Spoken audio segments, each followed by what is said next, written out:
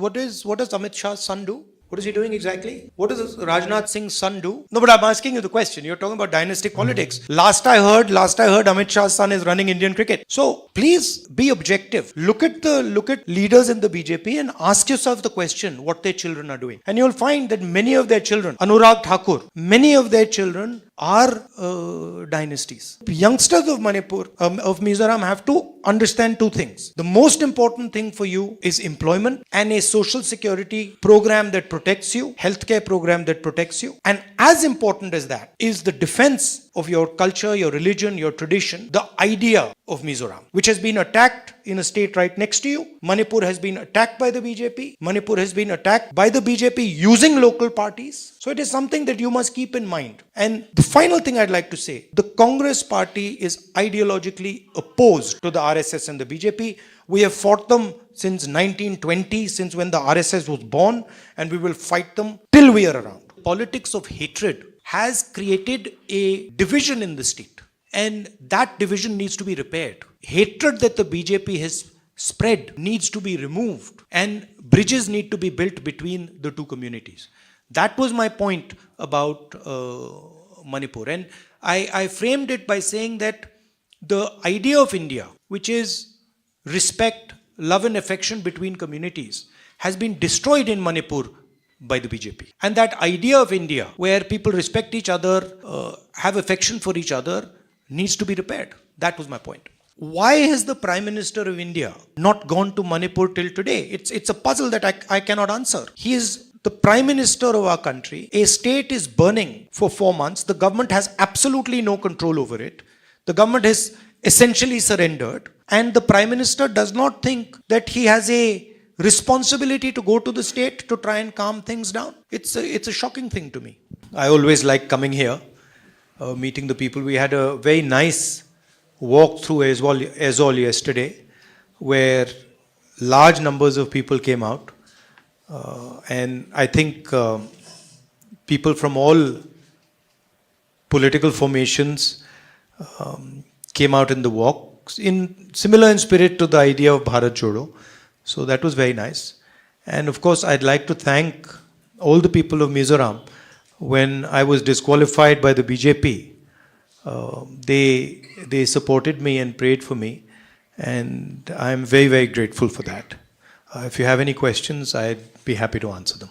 Yesterday, I mentioned that. Please, one by one, the gentleman will point out. Please raise your hands. We will give chance to everybody. So you have raised first, and then you can ask. If it is a Miso question, Purema will translate it to Rahul Gandhi. Thank you. Well, the BJP and the RSS have a different vision of our country than we do. We believe that India is a union of states. All religions, all cultures, all histories need to be protected. The Congress party helped lay the foundation of our country.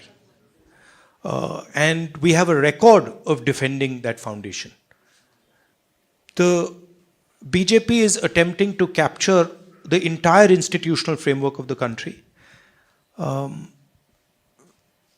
We believe that the institutional framework of the country, institutions of the country, belong to the people of India and not to one political organization.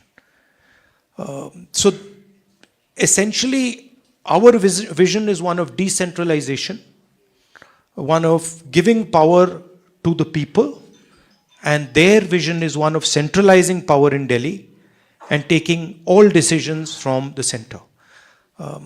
So we will defend the idea of India by protecting the values of the idea of India, by protecting the constitution of India, by protecting the institutional framework of India, and by making sure that people, regardless of their religion, regardless of their history, regardless of their cultural background, can express themselves and have freedom and comfort to live in this country.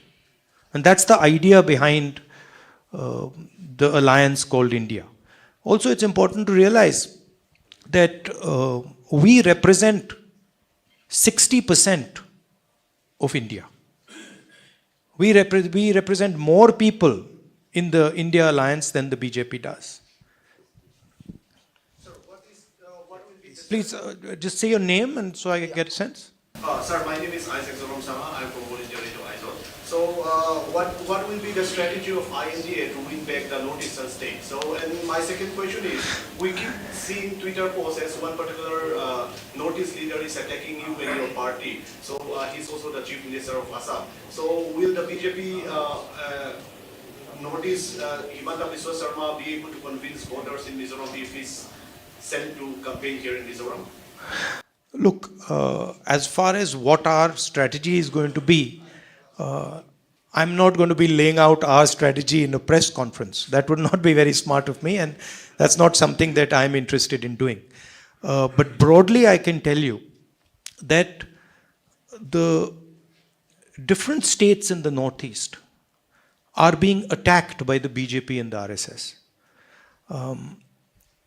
Your religious foundation, your languages, they're all attacked by the idea of the RSS. RSS believes that India should be ruled by one ideology and by one organization. And that is really what we are fighting against. We simply do not accept that and we do not believe that. We want the people of Mizoram to take decisions for their future. We want them to be comfortable. We want them to be comfortable in expressing themselves, in expressing their religious practices, in expressing their social practices. And we do not believe that Mizoram should be ruled directly from Delhi. We believe in devolving power to the people of Mizoram, and that's really the fight that is taking place. Look, if you look at the two political parties, right, the MNF and the ZPM, it's very clear that these are both entry points for the BJP. MNF is directly allied with them, and it's very clear that the ZPM is not fighting the BJP. It is in fact a platform for the RSS to enter Mizoram. You know, and I think that is what essentially the Chief Minister of Assam is doing for the BJP. He is acting as he's acting to help them with the cultural annihilation of the Northeast, right? With the destruction of the cultures of the Northeast. And we believe that the cultures of the Northeast, the languages, religion of the Northeast is central to the idea of India. Yesterday I said in my student interaction that what has happened in Manipur, right, is an attack on the idea of Manipur, but also a direct attack on the idea of India in Manipur. And that is, the Manipur model is the RSS model. We're not going to unfortunately allow multiple questions. So, as you know, Mizoram is a very pro-Israel state. And the recent CWC resolution regarding the Israel-Palestine conflict has, like many people regard this as support of terrorist group Hamas, and BJP also has spoken out on that. Our resolution is very, very clear. What we are saying is that we are against violence of any kind. We do not appreciate any type of violence against innocent civilians, regardless of who does it and how it is done. And that's very clear in our resolution. There's no question of condoning violence. Anybody who kills civilians is wrong, and any killing of civilians is a crime. That's our position. And we oppose any murder of innocent civilians, anywhere. And the 25 seats from Northeast for the Lok Sabha election is very crucial, as well as for the upcoming Mizoram polls. So how is Congress, currently or now very weak? Where? In the state. I would not agree with that. No, I would not agree with that statement. In fact, I am ready to have a bet with you that the Congress party is going to be forming the government in Mizoram. I'd happily do that. There's no question. It's quite clear that the people of Mizoram understand what is being done. The large contours of the election, the real question is the RSS going to control Mizoram? Yes or no? And the RSS has two ways of controlling Mizoram. One is the ZPF and the other is the MNF. The Congress party is ideologically opposed to the RSS. We will fight them tooth and nail, any corner of the country, wherever they are. They understand that, we understand that. So for them, these type of parties like the ZPM and the MNF, these are entry points. And the people of Manipur understand that, Mizoram understand that very clearly. Right? And that is why I'm confident that the Congress party will do very well. Here, after that we will come to you, sir. My name is Caroline and I'm from DD News Mizoram. To start my question about the upcoming polls in the state. In the speech that you have made yesterday, you have spoken about the successful Congress leadership in Rajasthan, Karnataka and others, especially concerning the youth and the healthcare schemes. And what can you offer for Mizoram that is unique to the state and different from what we have seen from the past? And like, can we expect youth health insurance cover of like 25 lakhs like that it's done in Rajasthan? Also, my second question. No, let me answer that. And let's keep it to one question so everybody gets a chance. See, what we've been doing across the country, and this is very different than the way the BJP thinks about things. What we believe is in testing ideas. And then if the idea works, we believe in scaling the idea and moving the idea to the rest of the country. And what we've been doing is, in each one of the states where we have a government, we've been developing a vision for the people of that state. Now, you mentioned Rajasthan. Rajasthan today has the best healthcare policy in India, without any doubt. In fact, I would even say that Rajasthan as a state has one of the best healthcare policies in the world. 25 lakhs per person.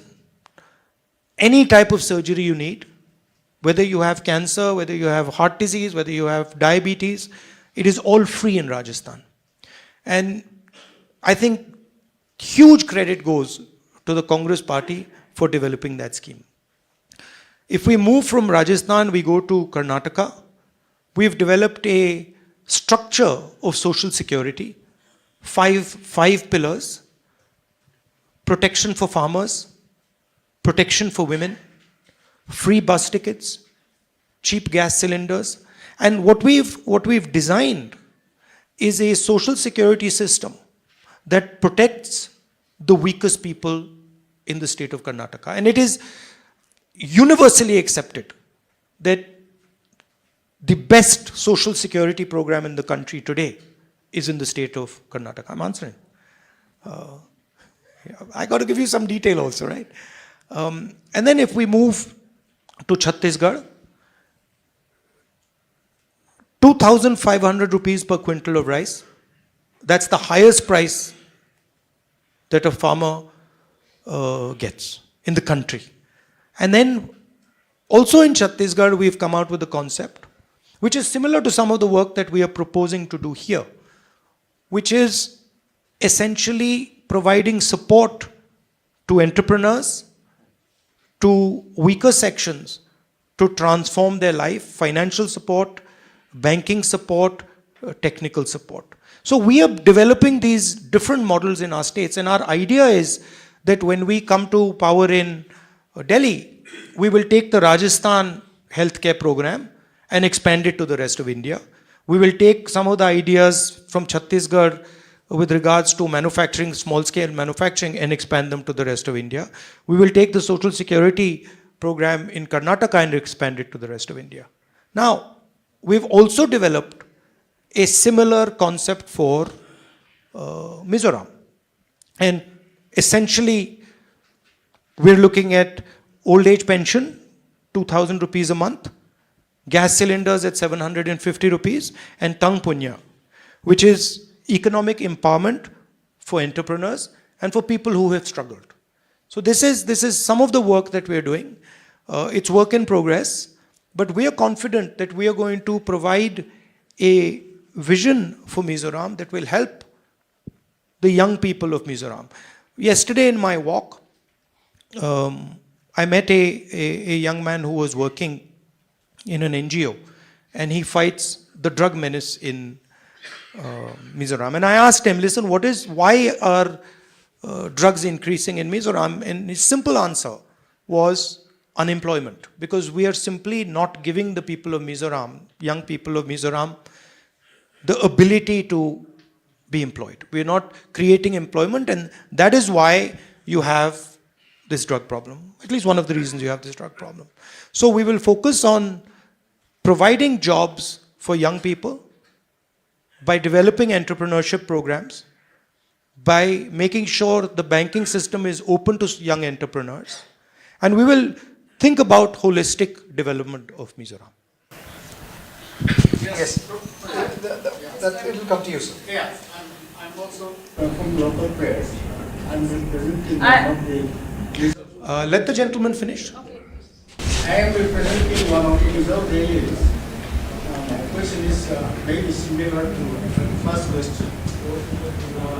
There is anti-conversion law now in force in some states, including the state of Neerthirai, which is going to the poll along with Mizoram. If you talk about love, we talk about hatred, we talk about social harmony, and all these things, intolerance, also enmity. We have post-Christian view, anti-conversion law, responsible for all these evils. So if your party is power in this state, in the coming election, what will you do regarding this? Our position is very clear. It has been clear since the days of Mahatma Gandhi. We believe in the protection of people's rights. What people choose to believe in is their business, and it is their choice. I've been stating again and again in Mizoram that your religion, your history, and your culture is under attack. It is important that you understand the mechanism of this attack. The two opposition parties, the two parties here, MNF and ZPM, are instruments of that attack. They are going to be used by the BJP to enter Mizoram. MNF is already working with the BJP and the RSS, and the ZPM is no different. They are going to do exactly the same thing. Please look at the record of the Congress party. We are the party that brought the constitution.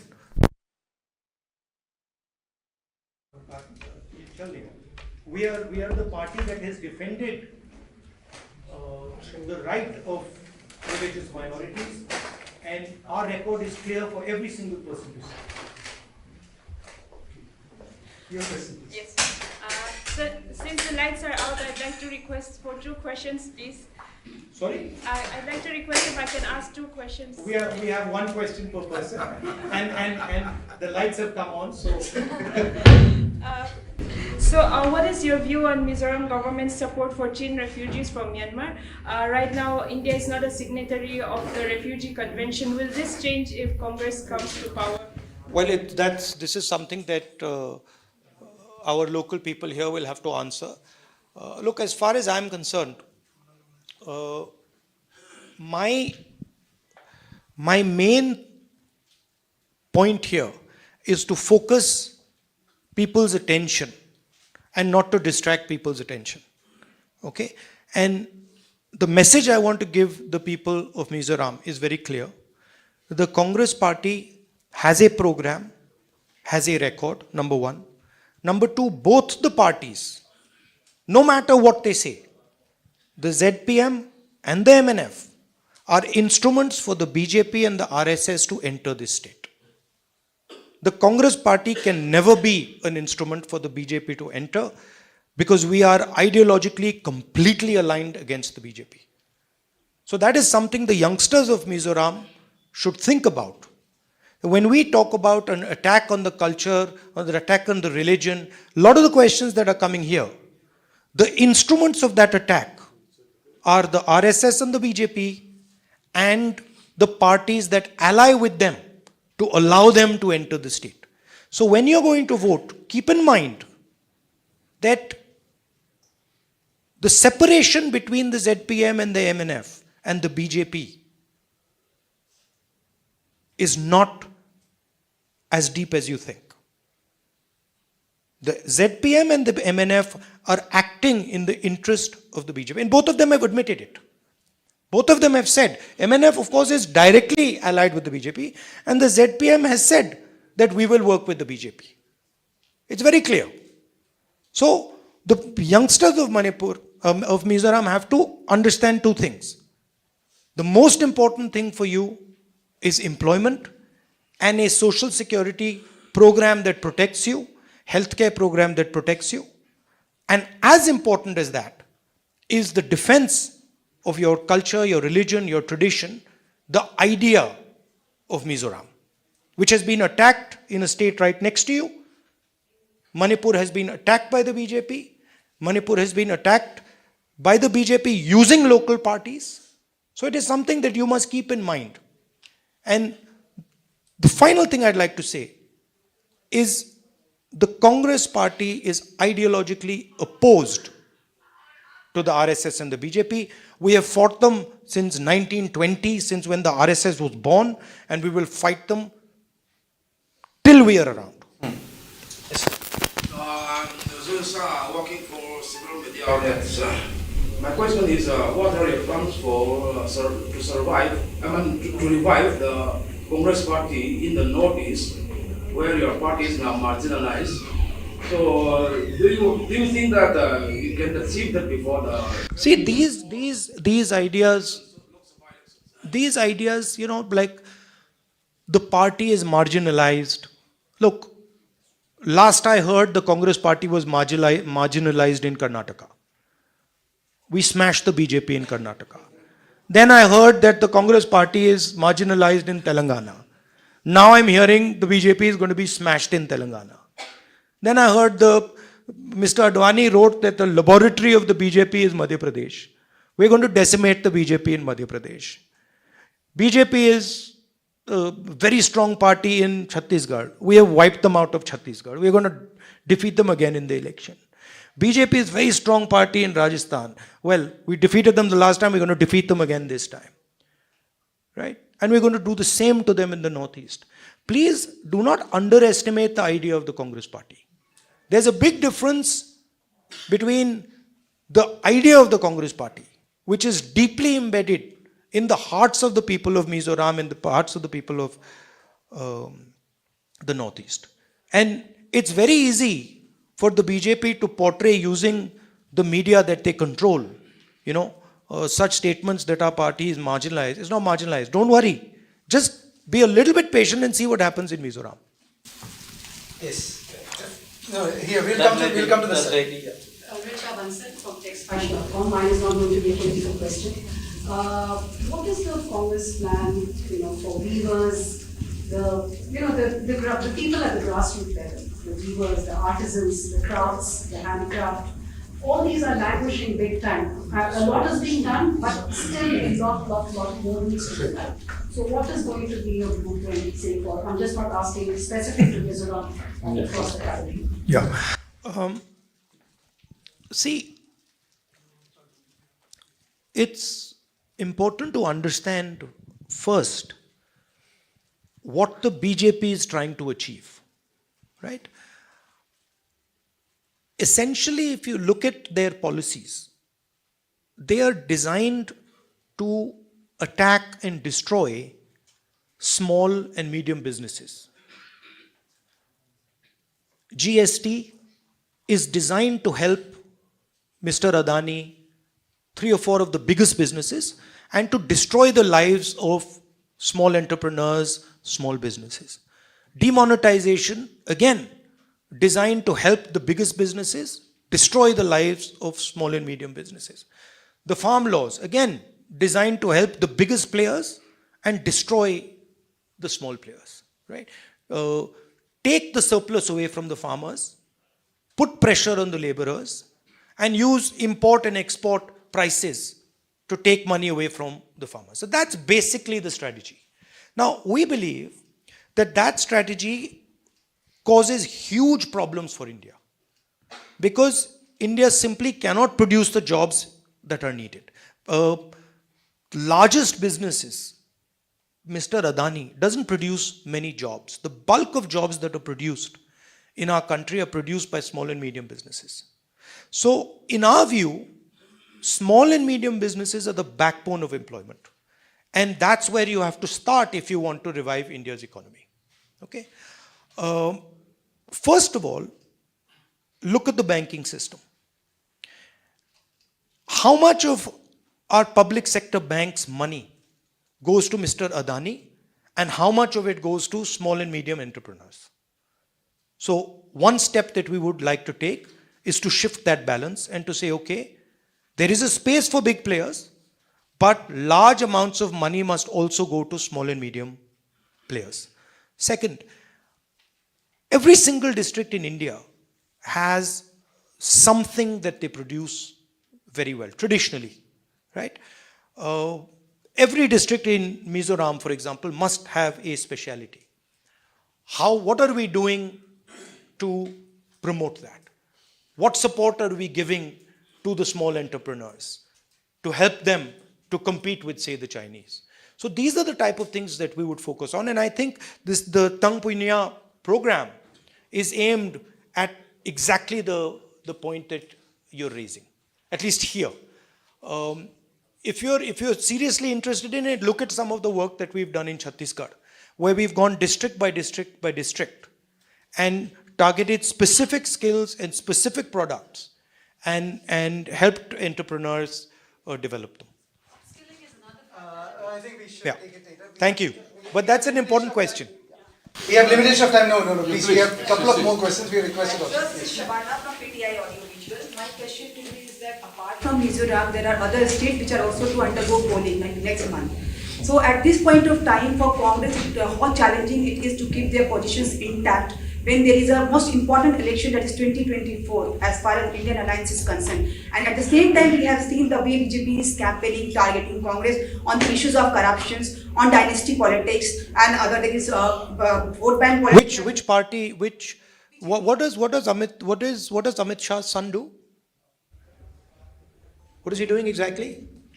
What does Rajnath Singh's son do? No, but I'm asking you the question. You're talking about dynastic politics. Last I heard, Amit Shah's son is running Indian cricket.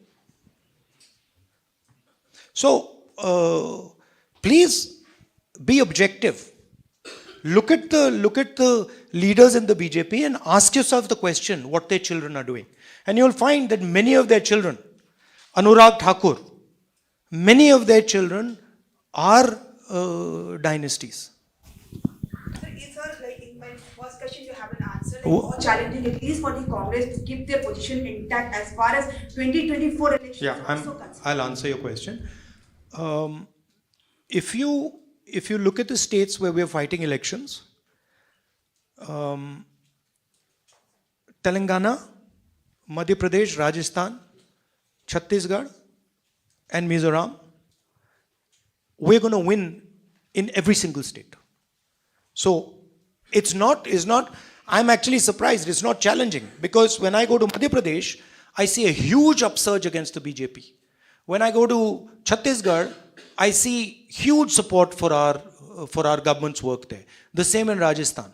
So the people who are going to be having to hold on to their position is the BJP and not us. And I think if you look carefully at the opinion polls, you will find support for what I'm saying. Yes, your question. Second last question, and then one more question. And then do you believe the Congress party can win in this upcoming Mizoram election? And how many seats do you expect? I'm not. I can't tell the future, but I'm confident that the Congress party will do very well in these elections. I think I think there is a general tendency to underestimate the Congress party, you know. And the Congress party is very strong in Mizoram. As an idea, it is very strong, and I think it will do well. Last question.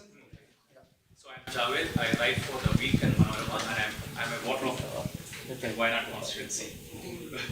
So yesterday in your speech you mentioned that Manipur has become 2 states, and one of the main demand of the Kuki community is a separate administration. According to them, separation is the only solution. What is Congress Party's stand on this? Look, my point yesterday was that it is the first time in my political career that I have been to a state and literally when I went from one area, from a Kuki area to a Meitei area, no Kukis could come with me. And when I went from Meitei area to Kuki area, no Meiteis could come with me. So my point was that the politics of division and the politics of hatred has created a division in the state. And that division needs to be repaired. The hatred that the BJP has spread needs to be removed, and bridges need to be built between the 2 communities. That was my point about Manipur. And I framed it by saying that the idea of India, which is respect, love and affection between communities, has been destroyed in Manipur by the BJP. And that idea of India, where people respect each other, have affection for each other, needs to be repaired. That was my point. Please, we have said, that we have adhered It's also very interesting to me. It's very interesting to me, and I still don't understand it. You can sit down. And I still don't understand it. Why has the Prime Minister of India not gone to Manipur till today? It's a puzzle that I cannot answer. He is the Prime Minister of our country. A state is burning for 4 months. The government has absolutely no control over it. The government has essentially surrendered. And the Prime Minister does not think that he has a responsibility to go to the state to try and calm things down. It's a shocking thing to me. Is about your development. It is about a vision for the future of Mizoram. But it is also about defending the idea of Mizoram. Defending your freedoms, defending your tradition, defending your religion. And remember, and I do not say this lightly, remember the MNF and the ZPM are entry points for the BJP. The BJP is using them as a platform to enter Mizoram and then to play havoc in Mizoram. Please ensure that the BJP's game is foiled, and remember that the Congress party is the only party that fights the BJP tooth and nail, and it is the party that is most aggressively attacked by the BJP. That is the way you know who is fighting the BJP, is how aggressively the BJP fights. The BJP has taken away my membership, they've taken away my house, they've attacked me, they put 25 cases on me. This is an indication of how aggressively we fight the BJP. Because we believe fundamentally that the BJP is a threat not just to Mizoram. The RSS is a threat to the idea of India, and we are going to defend the idea of India in every single state, including Mizoram. So I want the youngsters, when they're voting, to think about this. Do not let your vote become an entry point for the BJP. Stop the BJP, because the consequences will not be good. I love coming here. I love the people of Mizoram, and I look forward to meeting you. Unfortunately, during the Bharat Chodo Yatra, we went south to north, but hopefully I will come and spend some detailed quality time with the youngsters of Mizoram. Thank you very much. And unfortunately, all the press people, we couldn't answer. Every one of you didn't get a choice, didn't get a chance to ask questions. So I apologize for that, but time is always limited in these type of interaction. Thank you for coming.